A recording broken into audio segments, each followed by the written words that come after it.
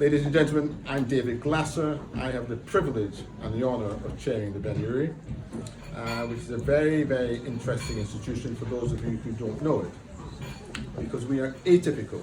We are a museum, we're a charity, but we've also in 2018 established a research centre to focus on what essentially is Ben-Uri's DNA. It's the Jewish, because that is our heritage, it's the refugee, and it's the immigrant contribution to British visual culture since 1900. And on that I pay tribute to two of my colleagues who are here, one who was the spearhead of it, who led it for many years, and one who has taken on the mantle, so Sarah McDougall, who is a very distinguished curator, standing there, and who will give me hell for mentioning her name afterwards. And the other is for Dr. Anna Marie Milchik, which is, where's Anna? There, who is now our head of research, and they are driving forward what is a unique proposition in the British museum and academic sector. Nobody else does it. And our website, because we converted to be digital-led in 2018, this year will be engaged by over 350,000 people, mostly students, mostly as part of their university courses, to learn about the diversity and the impact that the refugee communities have had on British visual culture, which is huge. I'm saying that because in case anybody from either of the three main political parties or four main political parties happens to be here, I can ask people to move forward a little bit, whatever it is. Because we live in a society today on both sides of the Atlantic, in Central Europe and in Britain, where the word immigrant is hot but negative. And Ben-Uri stands for immigrant being hot and unbelievably positive. So that's our plug. That's what Ben-Uri is all about. This exhibition, funnily enough, ticks all these boxes. Anthony Rudolf, a distinguished writer, founder of the Menard Press in 1969, when you must have been a lad. Don't remind me. We do bar mitzvahs, weddings, and everything else that goes on with this. A poet, a publisher, a writer, a scholar. And Paula Regal, an immigrant. You're from immigrant stock. Two immigrant communities. Can you hear me? No. I'm saying that this exhibition fits our bill. It ticks our boxes. Because Anthony Rego, a distinguished scholar, a distinguished writer, a distinguished poet, a distinguished publisher, is of immigrant stock. And for 26 years, an enduring relationship with a distinguished and great artist, Paula Rego, who was born in Portugal, but who eventually made her home here in London and has had such a seminal impact on visual culture in this country and in Europe, and of course, I've got no doubt, across the world, as one of the leading female artists of the 20th and 21st century. This is a story not about Paula Rego's art. It's about a relationship that covers the social and the professional. And it's a relationship that lasted and endured for 26 years. That is a long time. And I think you will see from this exhibition and the two photographs behind that we are now covering, but 20 years apart, the bond between these professionals was phenomenal and long-lasting. So for Ben-Uri, it's been a great privilege, Tony, to exhibit your collection of works given by Paula to you. And when you go round these works, look at the inscriptions.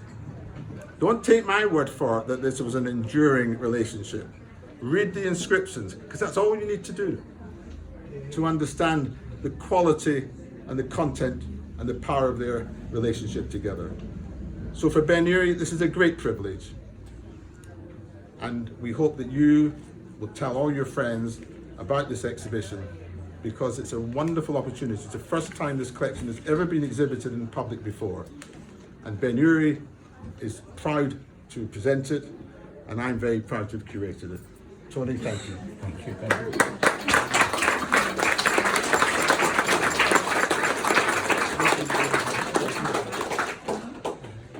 This is going to be short, you'll be pleased to hear. The first one, and the most important, is to thank those without whom there would be no show. Obviously, I'm not referring to Paula, because that is pretty much obvious, or to myself, but to the Ben Uri team, led by David, whom I always knew was a visionary director, leader, organizer. I had no idea that he was a great curator, because I am, you put up with it. I was yesterday I was utterly amazed and delighted to see the way the photographs and the paintings and the drawings and sketches and so on melded into a narrative. It's not the only narrative. We all have multiple narratives, but it is a very important narrative for me and for Paula, whose third anniversary was Sunday, and was buried about a mile away from here in Hampstead Cemetery. So thanks to David and his team. I'm not going to name them all because I'm going to forget one or two, but they know who they are, and you probably know who they are. Thanks to all of you very much. And then I want to read you from a text I received from my niece, who lives in Panama. Don't ask. Because it relates to, I never thought in my life I would be from the phone generation that would bring out, because excuse me, as if, first I want to say that my family's association with the Ben Uri goes back to my childhood. If I kind of make an inventory of talismanic places, there would be Kenwood, to which my parents took me, and then I took my children, and my children took their children. So Kenwood is absolutely there. And the Ben Uri too. In those days, you weren't even born when I first went to the Ben Uri. That's how old I am, and how young you are. And it was in Dean Street, above a synagogue, which may already have been out of use. I'm not sure. It was in Dean Street. And we used to go to the Ben Uri, and it's part of my inheritance, my life. And I think Paula would be very proud to be in here. And the visionary aspect was to turn a Jewish museum into a museum for all immigration. It was a stroke of genius and vision, and I don't believe it was that easy to do. Now. On the left over there, you can see a portrait of my mother and my sister Annie's mother, and indeed my sister Ruth's mother. So, it's dated 27 March 1915. Paula put down the date she was born, not the 90th birthday, which is when the picture was drawn.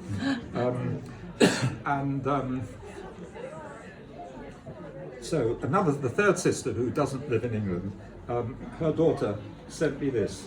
I wanted to wish you best of luck with the opening night. I so wish I could see Grandma's portrait in that gallery.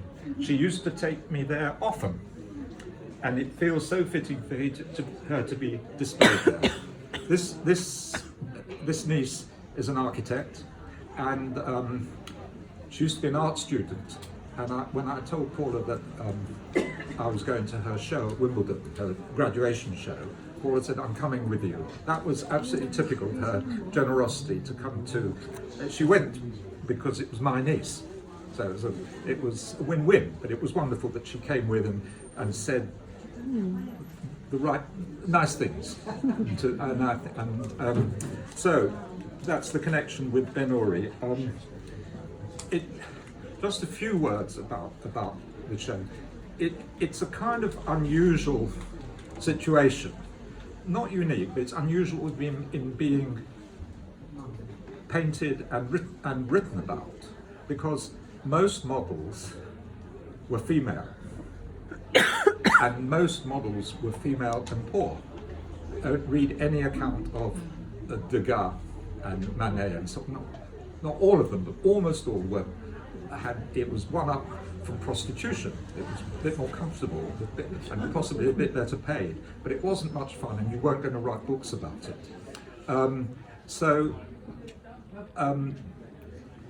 Or write about it in general. And so it's an unusual state of affairs. I want to tell you that the traditional modus operandi is that a male painter has a female model and then she becomes his lover. Read 14 books on Lucien Freud and many others. I'm not saying it's not consensual or not whatever, but it is just the tradition. I'm quite pleased to have bucked that tradition in that we had been together for about 3 months, and I was getting pissed off because I wasn't seeing her enough, and after about 3 months I said to her, any chance you could use me as a model? That way I'll see more of you. She flung her arms around me. She said, I thought you'd never ask. So now I can do certain pictures that in theory I could get a professional model, but you're just right for these Portuguese, the greatest Portuguese realist writer, the Zola and Flaubert really the Zola of Portugal, Essa de Queiroz. And the biggest picture, the big picture downstairs, is a monument to our first major collaboration. That would have been early in '97, because we met in June '96. And I don't know how we hadn't met earlier, because I knew people in the Anglo-Portuguese community or subculture whom she knew. It's just an accident. It's probably a good thing we didn't meet until we met, if you see what I mean. Because I just think the cards were pointing in the right direction. And so I became her model, and I reckon I'm in hundreds of sketches, if you include sketches that no one will ever see that she may have thrown away, whatever. There must be Leela, her main model, her main female model, who looks a lot like her, and is in thousands of pictures. I would reckon Leela is the most painted model in the whole history of art. That is partly Paula's prodigious, the quantity of work, as well as the quality of most of it. And so, yes, there's so many things I could say, but there's a backstory to practically all the pictures. But in the end, the backstory is much less important than the picture. One, I just draw attention to one, because several people have pointed out, I've never seen it before. There's a print over there etching me as the ferryman with a stick, and it is, sorry about that, it is a beautiful, I introduced Paula to my mentor, a major French poet, Yves Bonfoy, and I wanted them to get together, and it took a long time. He finally, he said, she should do something and I'll write. And she said, I'll draw if he writes something. So there was a little bit of sparring, and he came up with a text. It had actually been published somewhere before. I don't know if he was never mind. Paula was inspired to do it, partly because she learned to love him. And that was, she was not an obvious person for him to like. He was a very great art critic as well as poet, and he said, I shouldn't like Paula Rego's work, and so he sat down and wrote an essay and explained why finally he did like her, and he, quite rightly, he said, really the lineage is Goya, and from that moment about whom we've written a book. And Goya, being one of the three greatest painters who ever lived, Velázquez, Goya and Picasso. And I would say She's the fourth, and I call them, they're the Iberian Quartet. It's no accident that her three greatest painters are Spanish. Portugal is an independent and different country. She never forgave Saramago for saying that Portugal should unite with Spain and the capital should be in Madrid. She never forgave him. I think he was half joking, and I think it was in a novel, not in an essay. But anyway, there is an Iberian quartet, oddly enough. I googled it, and they're like Kronos. They are on the cusp of classical music and jazz and so on. Anyway, so let's leave her in the company of her masters, Velázquez, Goya, and Picasso. Thank you.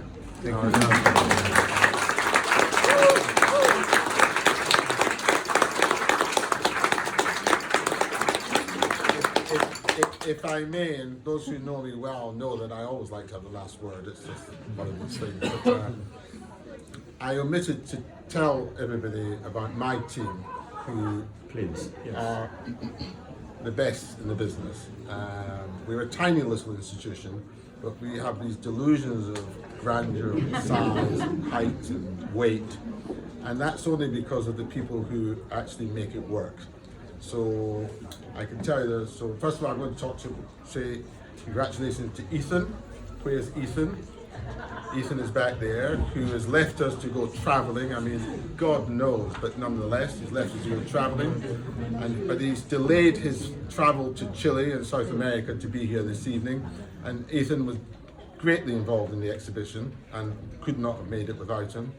Sivan, where's Sivan? Who took over from Ethan and has actually made the exhibition work. We have a Lyra. Where's Lyra? She's gone. Okay. Doesn't exist. But there's a whole team of Benuri, and it's like every organization. The organization is only as good as the people who make it work, and we are blessed with the people who make it work. What we're not blessed with is something called cash. I'm not making an appeal. I'm just telling you that these things don't happen with fresh air, but we make it happen. But look at our website, because that's where Benuri is. 350,000 people this year will be benefiting from the knowledge and scholarship that we produce on our website. Next year, if it's less than 400,000, I might get fired. But enjoy the exhibition. The gallery guide, the exhibition guide, please don't remove it, leave it in the gallery. It's there for a purpose so that our visitors can actually read all about the backstory of the work, all of which Tony has written, because who else could write these stories? And enjoy Benuri online and physically. Thank you so much.